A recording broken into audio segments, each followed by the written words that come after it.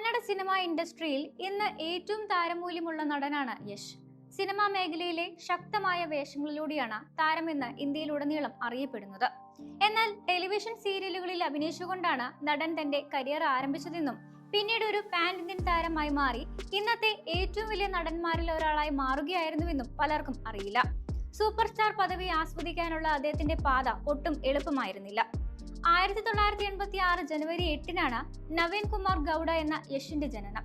അച്ഛൻ Arun Kumar Karnataka റോഡ്വേസിലും Bangalore metro റോഡ്വേസിലും bus ഡ്രൈവറായി ജോലി ചെയ്തു പോന്ന ഒരു ലളിതമായ കുടുംബത്തിലാണ് യശ് വളർന്നു വന്നത്. വളരെ ചെറുപ്പം മുതലേ യഷിന് അഭിനയത്തോട് ഇഷ്ടം തോന്നി തുടങ്ങിയിരുന്നു. നാടകരംഗത്ത് പ്രവർത്തിക്കാൻ തുടങ്ങിയ നടൻ പതുക്കെ ടെലിവിഷനിലേക്ക് ചുവടുമാറി.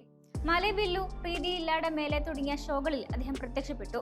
സിനിമയിൽ പ്രവേശിക്കുന്നതിന് മുൻപ് ഈ ഷോകളിലൂടെ താരത്തിന് അഭിനയവുമായി ബന്ധപ്പെട്ട് അനുഭവം നേടാനും കുറച്ച് പണം സമ്പാദിക്കാനും സാധിച്ചു. തന്റെ ജീവിതത്തിൽ ഉണ്ടായ എല്ലാ പ്രശസ്തിക്കും മുൻപ് 16-ാം വയസ്സിൽ പോക്കറ്റിൽ വെറും 300 രൂപയുമായിട്ടാണ് യശ് ബംഗളൂരുവിൽ എത്തിയതെന്ന് അദ്ദേഹം ഒരു അഭിമുഖത്തിൽ വെളിപ്പെടുത്തിയിരുന്നു. ബംഗളൂരുവിൽ ആദ്യമായി വന്നപ്പോഴുള്ള പ്രയാസകരമായ സമയത്തെക്കുറിച്ചും അഭിമുഖത്തിൽ നടൻ പങ്കുവച്ചു. അഭിനയം എന്ന തന്റെ സ്വപ്നത്തെ പിന്തുടരാൻ വേണ്ടിയാണ് താൻ വീട്ടിൽ നിന്ന് ഓടിപ്പോയതെന്നും നടൻ പറയുകയുണ്ടായി.